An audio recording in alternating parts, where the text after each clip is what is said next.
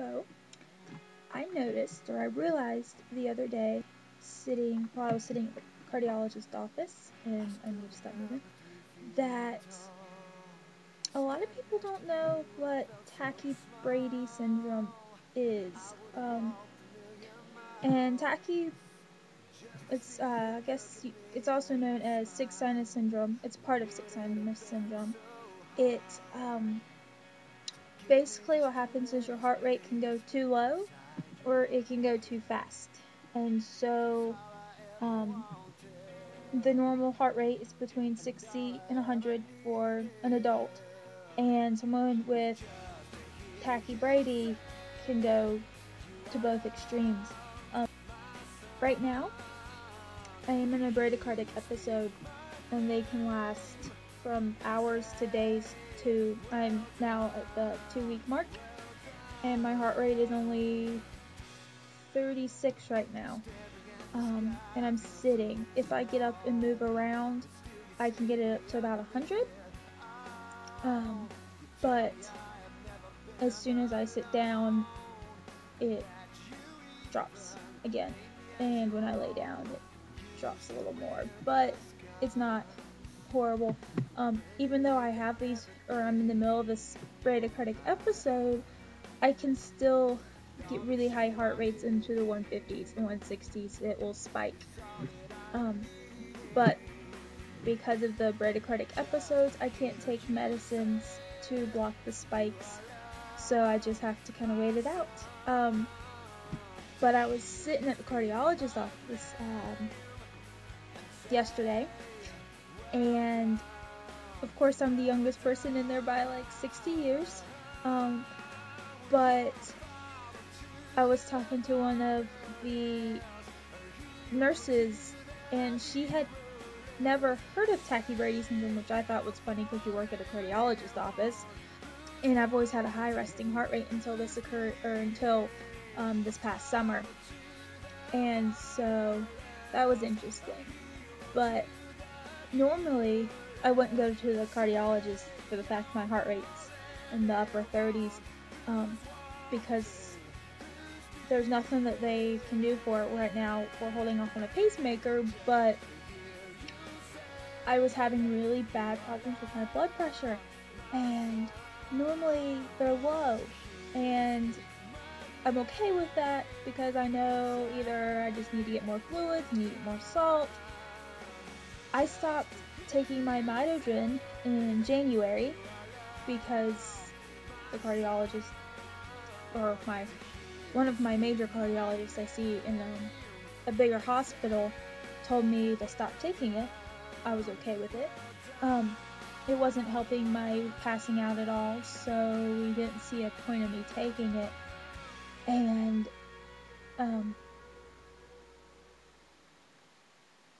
I tend to forget to take my Florinef. Not afraid to admit it. I have to take it twice a day, but I still forget, even though I take other meds.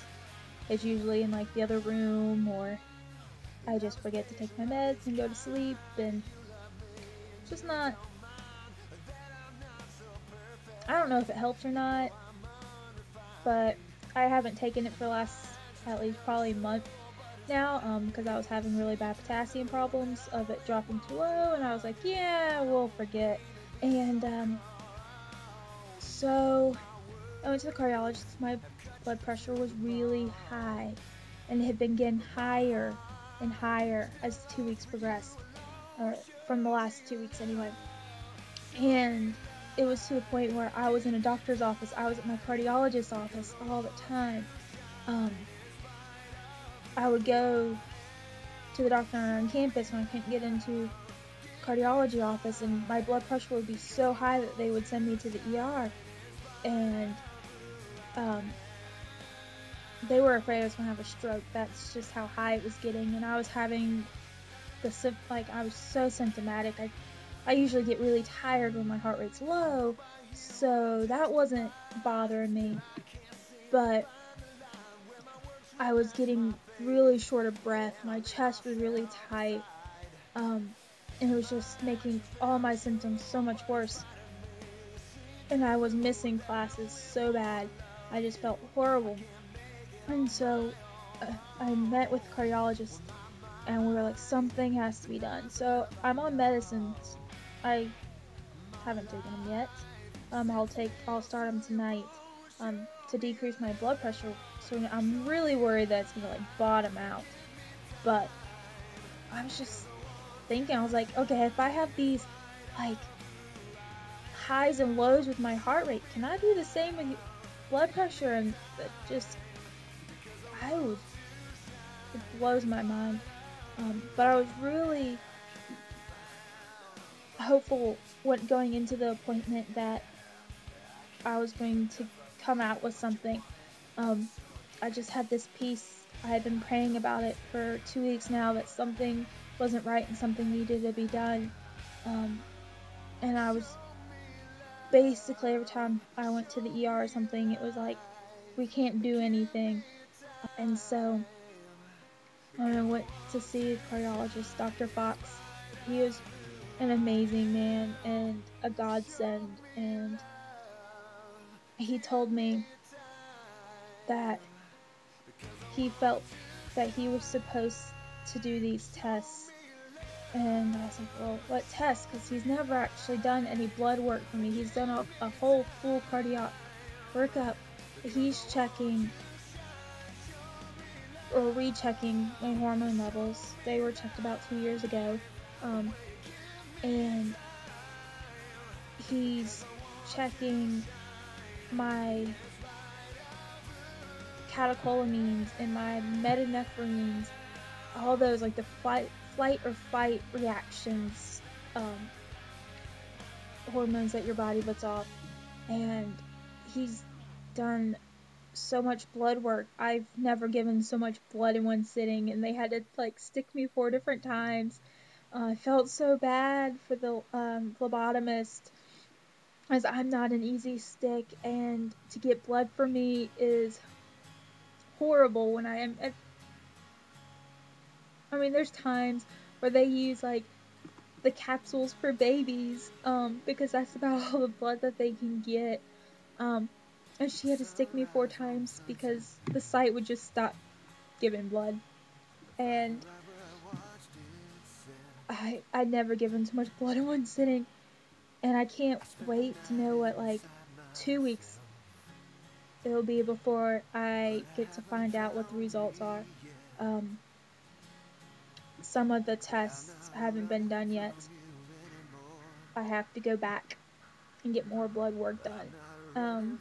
But they wanted me to go and come back Monday and see if they can do better. And they didn't want to take that much blood from me at once.